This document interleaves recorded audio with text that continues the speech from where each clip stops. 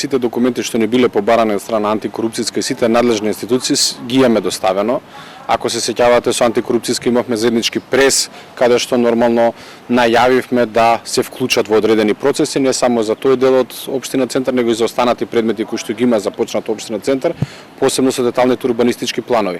Јас и тогаш алармирав дека треба да се вклучат и останати други институции, ако навистина сакаат да помогнат.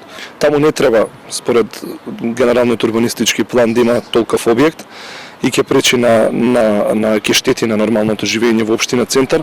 Тогаш на крајот од денот кој е виновник што ќе се изградат тие згради? Сигурно не е инвеститор.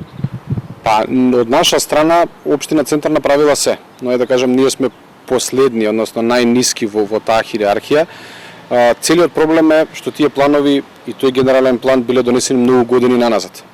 Години наназад ништо не се реагирало тие да се променат. Ние од кога почнавме тоа да го правиме пред се со одлуката за неспроведување на плановите и со почетокот за ревидирање на плановите, на жалост се вклучија некои институции кои што се на нас и едноставно не стопираа во тој процес. После таквите одлуки кои што ги имате добиено, фактички се што ќе направите може да направите штета на самиот процес, а да не постигнете ништо. Тоа значи дека, не знам, ќе направите нека одлука за стопирање, нема да постигнете ништо, а воедно ќе правите огромни штети. Не е јас, напротив, општината.